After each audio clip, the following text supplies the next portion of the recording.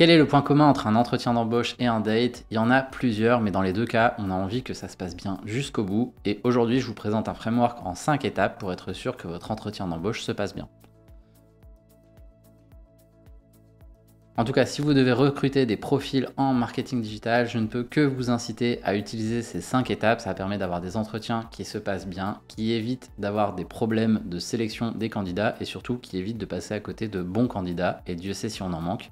Si vous me découvrez avec cette vidéo, je m'appelle Maxence van der Zalmen, je suis fondateur de l'agence Make Sense for Digital que j'ai créée en 2021 et aujourd'hui on accompagne nos clients sur tous les leviers du marketing digital, notamment des sites de e-commerce et on a même pris pour habitude de recruter pour eux et de les aider à faire l'assessment de leurs candidats, donc à évaluer les compétences de leurs candidats. Donc que vous soyez du côté candidat ou du côté recruteur, cette vidéo elle est là pour vous et pour vous donner des meilleures armes pour affronter ce terrible acte qui est l'entretien d'embauche. Donc toutes les étapes de ce framework, elles sont à gérer dans l'ordre et la première c'est d'identifier. Donc identification, pourquoi la personne est là en fait. Pourquoi elle quitte potentiellement son job pour venir vous voir ou si elle n'était pas en poste, qu'est-ce qui l'amène quand même à faire l'effort de venir vous voir, qu'est-ce qui fait que la personne elle a vu de la lumière, elle est rentrée. Mais si la personne quitte un job pour venir passer un entretien avec vous, c'est un signe fort, c'est-à-dire qu'elle se pose des questions sur sa vie et surtout sur son quotidien et donc elle est prête à bouger, vous avez besoin de savoir pourquoi. Donc au-delà de ça, vous avez besoin de comprendre quel est le why du candidat, d'une part, pour être sûr que c'est aligné avec le vôtre. Vous allez partager également le why de votre entreprise, le why de votre service potentiellement, et vous allez voir dès le début s'il y a un alignement ou pas. L'idée, c'est d'identifier tout de suite s'il y a un gap de valeur, de façon de fonctionner, de mode de travail entre le candidat et vous, qui serait quand même passé à travers les mailles du filet, entre la rédaction de votre offre. Si vous avez suivi le framework pour bien rédiger une offre d'emploi, vous avez normalement attiré des bons candidats, mais sait-on jamais. Si vous n'aviez pas vu cette vidéo-là, je mets le lien juste ici, ça vous permet d'attirer les bons candidats dès l'offre d'emploi. Mais dans tous les cas, c'est important de savoir qu'on a les mêmes valeurs que la personne qu'on cherche à recruter et c'est important du coup de savoir quel est leur objectif profond. Et je ne parle pas de leurs aspirations purement métaphysiques ou autres. Vous avez besoin de savoir que vous pouvez bosser avec cette personne et qu'elle vient pour les bonnes raisons. Donc ça, c'est la première partie, l'identification. Ça permet, comme je le disais, d'être sûr qu'on est sur un terrain commun, un common ground qui est stable, qui est serein et sur lequel on peut poursuivre l'entretien et le processus de recrutement. Si dès ce moment-là, on se rend compte que ça ne va pas le faire, on n'hésite pas à clôturer l'entretien gentiment. Ça ne sert à rien de perdre du temps de part et d'autre. On reste dans le respect, on explique que on s'est trompé ou qu'il y a eu une mécompréhension, potentiellement que vous avez mal communiqué certains éléments sur l'offre d'emploi ou que le candidat avait mal compris certains points de l'offre. Dans tous les cas, on peut se quitter bons amis. Le tout, c'est de bien clôturer cet entretien. Tout entretien qui se termine prématurément, ça demande quand même du travail pour être sûr qu'il n'y a pas de problème au niveau humain, parce que sinon, un candidat, ça peut aussi vous faire une mauvaise presse. C'est vraiment comme un client qui est insatisfait. Donc, on se quitte bons amis. Qui sait, c'est peut-être un candidat que vous aurez envie de revoir dans quelques mois, quelques années, etc. C'est peut-être juste que c'est pas le bon moment ou qu'il a d'autres aspirations de vie à ce moment-là. Cette première étape, identification, ça nous permet d'être serein sur le passage à la suite et à la deuxième étape. La deuxième étape, on va un peu plus loin puisque on va indiquer nos attentes. Donc les attentes, c'est quoi? C'est quelle est l'attente qu'on a, la vision du job qu'on va avoir et qu'on veut faire passer à notre candidat. Mais ce qui est important, c'est de démarrer par la vision du candidat, de ne pas l'influencer et de demander en fonction de l'offre et de ce qu'il a pu voir sur votre boîte, qu'est-ce qu'il en a compris, selon lui, c'est quoi le contenu du job, quelles sont les attentes potentielles qu'il peut y avoir dedans. Et c'est important que ce soit le candidat qui parle en premier puisque sinon, ça va être biaisé, en fait, il va forcément être d'accord avec vous. Pourquoi? Parce qu'il veut aller plus loin dans le processus de recrutement et donc par défaut il va se calquer sur vous. Mais vous avez besoin de savoir si la personne elle a bien compris de quoi il retourne et surtout ça vous aidera aussi à savoir s'il y a eu une incompréhension potentielle. On peut en revenir à l'offre et aux problèmes de compréhension qu'il peut y avoir. Mais du coup ça permet au candidat de s'exprimer et ensuite à vous d'exprimer quelles sont les attentes que vous avez vis-à-vis de ce poste-là. Ça va être quoi le quotidien de la personne? Qu'est-ce qu'on attend d'elle? C'est quoi les qualités principales à aller chercher? Et surtout, c'est un bon moment aussi pour faire un rebond sur pourquoi la personne quitte son job actuellement. Est-ce qu'il y a un problème dans les attentes de son job actuel? Parce que si c'est les mêmes problèmes qui vont se reproduire dans le job que vous proposez, la personne elle va pas rester très longtemps. Donc c'est important d'identifier tout de suite s'il y a un souci à ce niveau-là. Si dans vos attentes vous demandez beaucoup d'autonomie, un fort niveau de responsabilité et que la personne elle est en train de fuir ce type de problème-là dans sa boîte, elle va pas rester très longtemps si vous lui proposez exactement ce qu'il a fait partir de son job actuel. Donc ça n'a aucun intérêt, vous perdriez beaucoup de temps, l'un comme l'autre, et surtout vous allez perdre du délai, de l'argent. Et ça, c'est quelque chose qu'on cherche à éviter à tout prix quand on embauche quelqu'un. Donc identifiez tout de suite pourquoi la personne part et si c'est un souci, si c'est un décalage au niveau des attentes du poste, puisque c'est des choses que la personne va devoir faire au quotidien. Il y a besoin d'avoir un sens, il y a besoin que la personne s'épanouisse dans ce job-là. Et si dès le début, on voit qu'il y a un désalignement à ce niveau-là, c'est tout. Pareil, on se quitte bons amis, c'est pas grave, c'est pas un souci. Tout, c'est de bien le faire et de l'identifier le plus tôt possible dans le processus de recrutement. Et dans tous les cas, c'est vachement mieux de le découvrir avant d'embaucher la personne et que ça ne le fasse pas et qu'on soit obligé de casser une période d'essai. Et pour la personne, elle quitte son job, elle se met en danger et donc ça va prendre un risque également. Donc c'est gagnant-gagnant si on évacue une situation qui est potentiellement dramatique à la fin, si on l'évacue le plus tôt possible, si on démine la chose le plus tôt possible. Donc c'est pas grave, mais encore une fois, ça demande d'être clair sur les attentes côté recruteur et ça demande d'être honnête sur les attentes aussi côté candidat. Maintenant qu'on sait que la personne n'est pas là par hasard et qu'il y a un intérêt commun à travailler potentiellement ensemble, on peut aller plus loin et passer à la troisième étape. La troisième étape, ça va être de créer du lien. On va partager des expériences l'un et l'autre. On va creuser un peu plus dans le CV du candidat pour trouver des expériences passées qui peuvent nous intéresser. Mais on va aussi donner, nous, des expériences potentiellement dans le job qu'on fait actuellement et donc dans le job avec lequel on va travailler avec ce candidat potentiel pour voir et créer du lien ensemble, voir s'il y a, pareil, une porosité qui s'effectue dans la discussion, puisqu'on a besoin de connecter avec la personne avec qui on va potentiellement travailler demain. Donc c'est important de créer ce partage d'expérience, d'être assez transparent. Et pourquoi nous aussi, on va partager des expériences côté recruteur pour donner confiance aux candidats, parce que certains candidats n'osent pas partager les expériences les plus pertinentes pour le job, puisque ils ont préparé, ils ont un discours qui est préfet. C'est un peu comme les mauvais sales en général, ils arrivent avec un discours qui est préformaté, ce qui est normal. On n'est pas des candidats professionnels, on n'est pas là pour passer 10 000 entretiens d'embauche dans notre vie quand on est candidat. Donc c'est normal que ce soit préformaté de ce côté-là, mais charge à nous, côté recruteur, de mettre la personne en confiance, de la mettre à l'aise, de sourire, d'être avenant. C'est basique, mais on l'oublie parfois parce qu'on a encore aussi cette image parfois du vieux RH qui est en mode interrogatoire. On n'est pas là pour ça. C'est pas comme ça qu'on va recruter les bons profils, ou en tout cas pas les meilleurs profils. Essayez de faire vraiment la part des choses quand vous êtes recruteur entre ce qui dépend des capacités d'entretien, on va dire la capacité à avoir un discours qui est structuré, qui est bien mis en valeur, à potentiellement jouer un peu de l'ego, qui sont des skills d'entretien, et des skills du job. Par exemple, si vous cherchez un data analyst, peut-être que ce ne sera pas la personne la plus extravertie possible, ce ne sera pas la personne qui a la voix qui porte le plus, la personne qui bégaye le moins.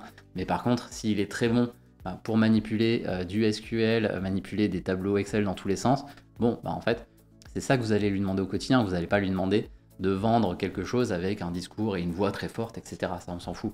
Donc la personne, normalement, si c'est la bonne, elle aura à passer ses entretiens qu'une seule fois. Par contre, le job, elle va le faire chaque jour tant qu'elle est chez vous. Donc en fait, il faut vraiment se concentrer sur les skills hard, on va dire, à ce niveau-là, mais également sur les skills qui relèvent par exemple du fait de travailler ensemble ou de travailler en autonomie.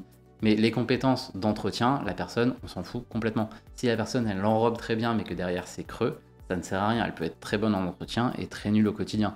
Sauf que le quotidien, il se reproduit beaucoup plus souvent que les entretiens. Donc ayez bien ça en tête, on crée du lien avec la personne, on essaye d'être le plus avenant possible pour en savoir le plus possible aussi sur le candidat, faire passer également des choses sur notre façon de manager, si on va être le manager direct de la personne. C'est important qu'elle voit qu'on a une expérience à partager et que ça l'intéresse aussi de travailler avec nous, ça joue dans ce sens-là aussi. Et on en profite pour garder aussi cette espèce de méfiance sur les compétences d'entretien. Il y a des personnes qui sont très bonnes pour enrober, comme je le disais, mais qui peuvent être très mauvaises dans le quotidien. Nous, on cherche à savoir le quotidien et c'est ce qui nous amène à la quatrième étape.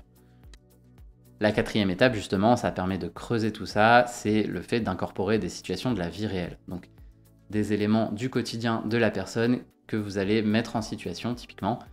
Ça sert à rien de demander les 3 qualités et les 3 défauts si c'est juste du déclaratif. Les gens vont jamais déclarer des choses qui les desservent fortement. On retrouvera toujours le défaut perfectionniste ou je ne sais quoi, ça ne sert à rien. Mais si la personne vous dit qu'elle est drivée par la data, c'est quelque chose qu'on trouve souvent en marketing. Ok, très bien, c'est facile à dire. Maintenant, qu'est-ce qui me dit que tu es drivé par la data? Montre-moi un exemple où tu as été confronté à ça et où tu as mis en pratique le fait d'être drivé par la data. Ça change tout et c'est une question que je pose régulièrement en entretien parce que moi, mes consultants, je tiens à ce qu'ils soient drivés par la data justement et je leur demande un moment où ils ont dû prendre une décision difficile qu'ils ont appuyée avec de la donnée et qui les a amenés vers une issue favorable ou défavorable. Je veux comprendre ce qui les a amenés à prendre cette décision et si ça s'est vraiment appuyé sur de la donnée ou non. Je leur demande pas de partager des éléments confidentiels évidemment, mais ce qui m'intéresse c'est plus le cheminement de pensée plutôt que juste de dire je suis drivé par la data, ce qui est très facile à dire, je vous le dis là, et pourtant ça ne prouve en rien le fait que je le sois moi-même. C'est pas un exemple concret, c'est facile à dire, c'est comme dire je travaille bien en équipe ou quoi que ce soit, ok tu travailles bien en équipe, partage-moi une situation où tu as dû travailler en équipe et où c'était potentiellement difficile, où c'était une belle réalisation, mais explique-moi en quoi tu as été bon au fait de travailler en équipe. Et idéalement, à ce niveau-là, pareil, vous allez chercher les compétences principales du job, que normalement vous avez bien travaillé au moment de rédiger votre offre d'emploi et votre fiche de poste. Je vous remets encore une fois le lien vers la vidéo qui permet de faire les bonnes offres d'emploi et d'attirer les bons candidats si ce n'est pas déjà fait. Mais normalement, vous avez votre checklist à faire pour valider telle ou telle compétence du candidat. Ça peut être, comme je le disais, le travail en équipe, l'autonomie, le fait d'être drivé par la data, le fait de maîtriser Google Ads ou le SEO ou quoi que ce soit. Et à chaque fois, vous allez cocher, vous allez demander presque des anecdotes à la personne pour vérifier que c'est bien le cas, qu'elle maîtrise bien son sujet ou en tout cas qu'elle a un exemple concret à nous donner. C'est pas du déclaratif, on n'est pas là pour cocher des cases juste en faisant confiance. Faire confiance, ça reste une erreur, on ne se connaît pas assez à ce niveau-là de l'entretien pour faire une confiance aveugle en la personne et on n'est pas là à faire jurer sur l'honneur comme dans les tribunaux américains, on est là pour vérifier que la personne est capable de faire le job qu'on attend d'elle. Donc cette étape-là, elle peut durer un petit moment selon la checklist que vous avez sous la main. Pareil, vous n'allez pas passer 3 heures en mode interrogatoire, il faut que ce soit un partage également. Partagez aussi éventuellement des moments où vous-même vous avez mis en pratique ce que vous demandez au candidat. Comme ça, pareil, le candidat peut se projeter aussi en mode « Ah oui, ok, ils ont déjà eu ce problème-là, ils ont réagi comme ci ». Ça vous donne même potentiellement l'occasion de faire un rebond parce que si le candidat il est en mode ah bah attendez, moi j'aurais peut-être testé ça parce que ça me rappelle la fois où j'ai eu quasiment le même problème de tracking sur un compte et j'avais bypassé comme ça en attendant que l'IT puisse résoudre. Waouh, nickel, ok, le candidat il rebondit et il rebondit de manière pertinente, parfait. Donc vous voyez, le fait de partager à nouveau des expériences à ce niveau-là, ça permet d'amener le candidat sur votre terrain et de voir s'il est capable de se projeter et de mettre à profit ses compétences au service de votre entreprise. Donc cette étape-là, elle est cruciale, c'est ce qui va permettre de décider si le candidat, oui ou non, est capable de gérer au quotidien les tâches que vous lui demandez. On a posé un peu plus tôt des attentes, là on a posé des compétences et une capacité à gérer des situations. Donc normalement, à ce niveau-là, vous savez plus ou moins si tout se passe bien. L'entretien va tirer à sa fin tout doucement. Vous allez avoir de moins en moins de questions à poser, il y a de moins en moins de rebonds. Normalement, l'heure, elle aura un peu tourné. Éviter les entretiens de plus d'1 heure, c'est assez épuisant côté candidat, mais même côté recruteur, vous allez commencer à partir dans tous les sens. Donc, jamais plus d'1 heure pour un entretien. En tout cas, c'est ce que je recommande. Peut-être que vous êtes un marathonien de l'entretien ou peut-être qu'au contraire, vous êtes un sprinter. Jamais moins de 30 minutes non plus parce que vous n'avez pas le temps d'aller en profondeur. Vous avez vu, on a plein de choses à voir à ce niveau-là et il reste une étape. Donc entre 30 minutes et 1 heure, c'est le bon créneau pour évaluer un candidat pour le coup. Ce qui m'amène à la dernière étape qu'il ne faut jamais, jamais, jamais sacrifier. Et malheureusement, parfois, à cause du temps, c'est le cas. C'est le fait de laisser l'opportunité de poser des questions. Et attention parce que ça, c'est parfois mal compris côté recruteur puisqu'on a l'impression que c'est encore une étape d'évaluation. On voit si la personne n'a pas de questions, bah, ça veut dire qu'elle n'est pas assez intéressée, etc. C'est ce qu'on nous apprend en école de commerce. C'est une vaste fumisterie aussi pour le coup, puisque bah oui, si la personne n'a pas de questions, c'est peut-être aussi parce qu'on a balayé quand même très très large dans les 4 premières étapes de cet entretien, donc peut-être que tout a été couvert, mais pour le coup, gardez toujours 5 à 10 minutes à la fin pour que la personne puisse poser ses questions.